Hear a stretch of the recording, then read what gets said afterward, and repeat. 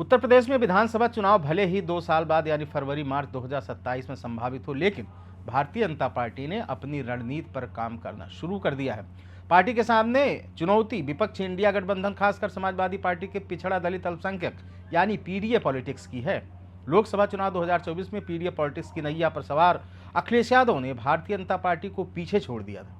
Bharatiya Janata party का सवर्ण, पिछड़ा, दलित वोट बैंक वाला समीकरण कमजोर हुआ तो प्रदेश का राजनीतिक दृश्य ही बदल गया।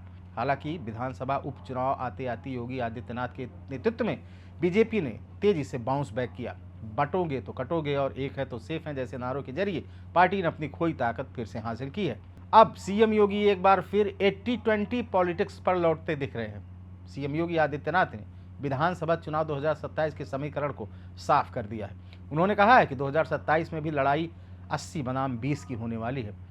उत्तर प्रदेश विधानसभा चुनाव 2022 के दौरान भी इसी प्रकार का दावा करते हुए सीएम योगी ने इसी बात को दोहराया था। अब एक बार फिर इस प्रकार की रणनीति ने प्रदेश की राजनीति में हलचल तेज कर दी है।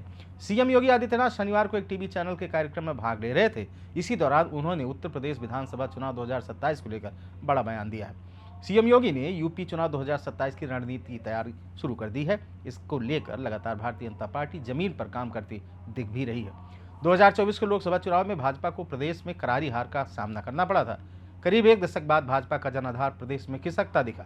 80 लोकसभा सीटों में से महज 33 पर भाजपा के उम्मीदवार विजयी हुए। वहीं सहयोगी दलों के पाले में केवल 3 सीटें आईं। विपक्षी गठबंधन इंडिया ने शानदार प्रदर्शन किया। भाजपा की तमाम रणनीति पर पानी फेरते हुए समाजवादी पार्टी ने यूपी में ऐतिहासिक प्रदर्शन किया। अखिलेश यादव के नेतृत्व में उतरी सपा ने 80 में से 62 सीटों पर अपने उम्मीदवार उतारी। इसमें से 37 सीटों पर उन्हें जीत मिली। वहीं 17 सीटें कांग्रेस के पाले में आई थी, जिसमें उन्होंने 6 सीटें जीतकर एक बार फिर प्रदेश में अपना पांव जमाया। ऐसे में विधानसभा चुनाव 2027 अहम माना जा रहा है। 7 साल बाद क्या योगी सरकार के खिलाफ एंटी इनकम्बेंसी बनती दिखी है? यूपी में लोकसभा चुनाव के बाद ये सवाल खूब गहराए। हालांकि लोकसभा चुनाव के बाद 10 सीटों पर हुए विधानसभा उपचुनाव में भारतीय जनता पार्टी ने एक बार फिर शानदार प्रदर्शन कर इन सवालों को गायब कर दिया। 10 में से 8 सीटों पर भाजपा के उम्मीदवार जीत गए। वहीं पीडीए पॉलिटिक्स वाले फार्मूले से जीत का समीकरण तैयार करने वाली समाजवादी पार्टी के पाले में केवल 2 सीटें आईं। उपचुनाव में भाजपा सपा उम्मीदवार आमने सामने की लड़ाई में खड़े हुए। अन्य विपक्षी दलों ने उपचुनाव से खुद को बाहर रखा। इसके बाद भी सपा अपने मजबूत गढ़ को भी बचाने में कामयाब नहीं हो पाई। इस कारण 2027 का चुनाव अब अहम हो गया है। सीएम योगी आदित्यनाथ अब कहते दिख रहे हैं कि लड़ाई 80-20 की होने वाली है। मतलब समझाते हुए कहते हैं कि भारतीय जनता पार्टी 80% भाग पर कब्जा जमाएगी और अन्य दलों के पाले में महज 20% सीटें ही आने वाली हैं। सीएम योगी आदित्यनाथ के इस प्रकार के दावे का कारण जमीन पर लगातार हो रहे काम को देखते हुए कर रहे हैं। भारतीय जनता पार्टी के संगठनात्मक चुनाव की प्रक्रिया को भी प्रदेश में पूरा कराया जा रहा है। जिला अध्यक्ष चुनाव की प्रक्रिया को पूरा करने में जुटी पार्टी इस मामले में और भी ज्यादा सख्ती से काम कर रही है। इससे विपक्षी समाजवादी पार्टी के पीडीए समीकरण को ध्वस्त करने की पूरी रणनीति पर काम किया जा रहा है। भाजपा के निचले स्तर के संगठन में पिछड़ा और दलित समाज को खासी तवज्जो दी जा रही है। चुनाव में सपा पीडीए को साधने के फेर में एक बड़े वर्ग को छोड़ती दिखी थी।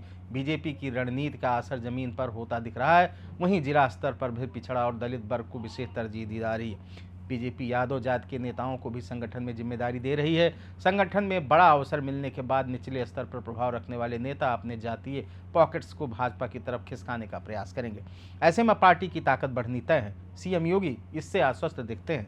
भारतीय जनता पार्टी महाकुंभ जैसे बड़े आयोजन को गांव-गांव तक पहुंचाने की तैयारी करती दिख रही है। प्रयागराज से जिलों में ले जाए रहे संगम के जल को भले ही प्रशासन टीमें पहुंचा रही है, इसके वितरण में भारतीय जनता पार्टी के कार्यकर्ता सक्रिय भूमिका निभाते दिख रहे हैं। वह हर सनातनी को संगम का जल उपलब्ध कराकर 2027 से पहले एक तरह से अपने पाले में लाने की कोशिश भी करते दिख रहे हैं।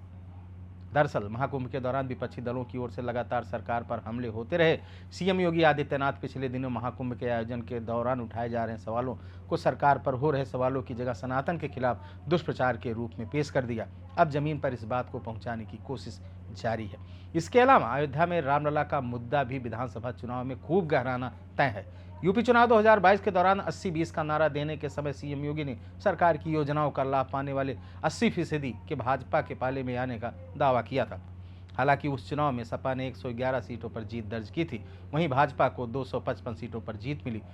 पीडीए पॉलिटिक्स के जरिए सपा की कोशिश 2012 दोहराने की है। वहीं जातीय राजनीति से इतर भाजपा सनातन समाज को एक पाले में लाने के प्रयास में दिख रही है। इसके जरिए इस बार का 80-20 फार्मूला स्थापित करने की अलग तैयारी है।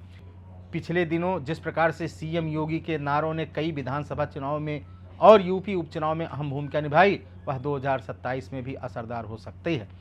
तो तय मानिए कि अगला चुनाव पीडीए बनाम 80-20 होने जा रहा है। खबर में इतना ही, दीजिए इजाजत, नमस्कार। अगर आप इस वीडियो को YouTube पर देख रहे हैं तो चैनल को सब्सक्राइब करें और बेल आइकन दबाना ना भूलें। अगर Facebook पर देख रहे हैं तो चैनल को लाइक करें।